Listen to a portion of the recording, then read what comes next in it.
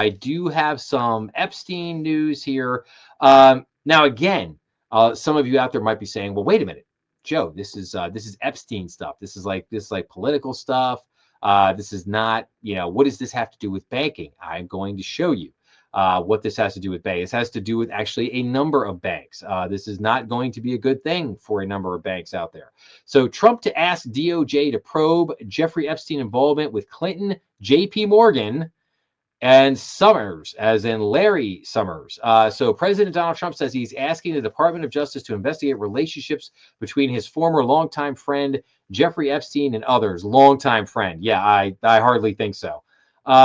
Trump named former President Bill Clinton, JP Morgan Chase, ex-Treasury Secretary Larry Summers, and Reid Hoffman as people he wants the DOJ to probe for their dealings with Epstein.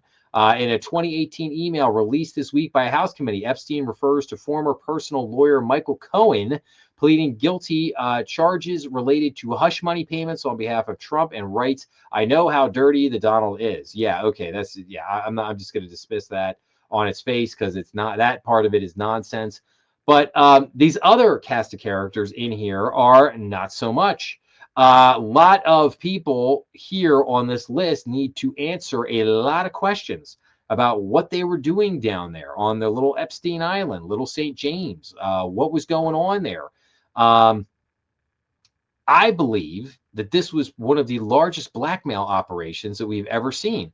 The real question lies in was, what were these people being blackmailed for? Was it just simply power? Was it influence? Were there other things afoot?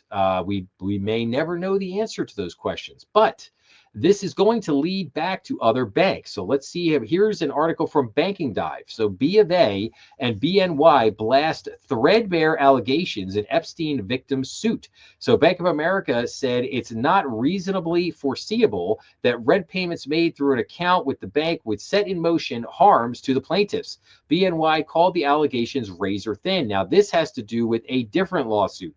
So Bank of America and BNY each filed motions Thursday to dismiss lawsuits filed against them last month by an alleged victim of disgraced financier and late sex offender Jeffrey Epstein. Bank of America called Jane Doe's suits threadbare and meritless, arguing that the plaintiff seeks to hold the bank liable based on nothing more than allegations that it provided routine services to customers who at the time had no known connection to Epstein's sex trafficking.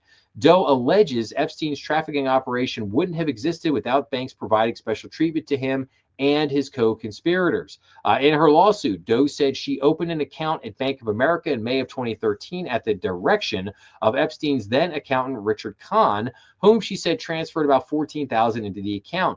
Kahn regularly sent Doe money for rent through the account, she said. Money in the account was also used to defraud immigration officials, according to the lawsuit. But transactions for those purposes would not have raised red flags the way that large cash withdrawals would have, Bank of America argued Thursday to the U.S. District Court for the Southern District of New York. So, forgetting the merits of this case for just a second, whether or not these allegations are true or not true or whatever.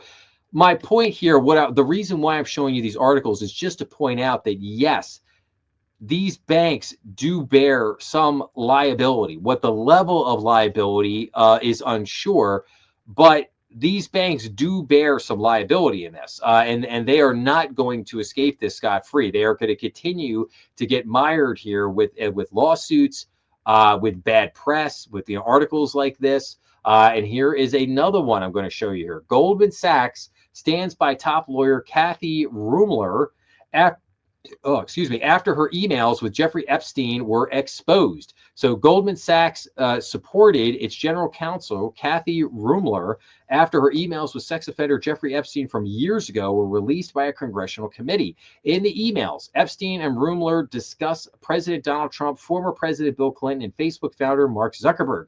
Kathy is an exceptional general counsel, and we benefit from her judgment every day, a Goldman Sachs spokesperson said. They benefit from her judgment every day. It's a very interesting statement. I think that Kathy here is toast. I think she's toast. And while Goldman Sachs may be singing this tune right this minute, I believe that this is going to change very quickly. Why do I say that? Well, here is the problem for her. She had these conversations with Epstein in 2018. about a year before he was arrested, about a year before he died from apparent suicide in prison. What now? You might say, well, why is that an issue? Well, let's rewind for a second. Jeffrey Epstein was convicted in 2008, 10 years prior to this. So as of 2008, everybody knew that Jeffrey Epstein had this sex trafficking operation. They knew what we didn't know, perhaps at that point, was to the extent of said operation was. So this had been out there for about a decade, and yet she's still talking with this gentleman. She's still, she's doing business with them. Like, what's going on here?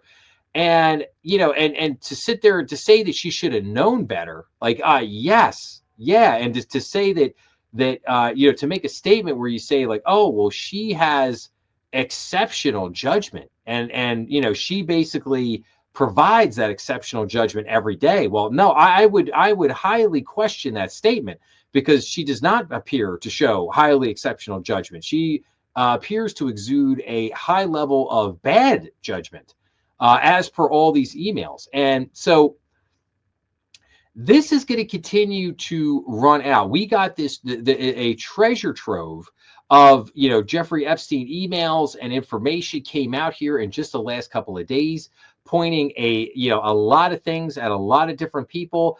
And the reason, again, I wanted to show these articles here was just to show that this is going to have a ramification on the banking business. This is going to have a ramification. We've already seen here. We got Goldman Sachs, we got Bank of America, we got BNY Mellon, some very large players and banks in the banking space are getting nailed with this. Whether, like I said, whether the allegations are true or not, it's still going to hit them with bad press. It's still going to cause them problems.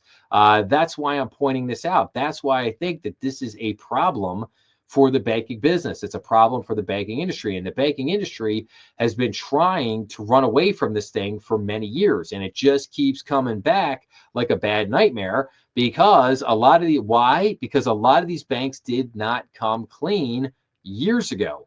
If they had come clean years ago and taken out the trash, so to speak, and gotten rid of the people who were originally involved with this, like, this is I'm sorry, man, on Goldman Sachs' part, this is a bad look. Like, this is a bad look on their part. And again, I don't, again, do I want to, how do I want to say this? Like, do I want to be responsible for this poor, woman, like, losing her job or something? Like, no, not necessarily. But I think that, like, when this comes out, when this comes to light, this just goes to show you the extent of how badly a lot of these banks, look the other way, turn the other cheek. Like, this is not good. This is not good at all. And they're going to have to address this. They're going to have to address this. They're going to have to take out the trash, so to speak. They're going to have to get rid of some people. And that's why I said, I think, unfortunately for Kathy here, I think she's going to be toast here in the coming days and weeks, because this is a bad look, man.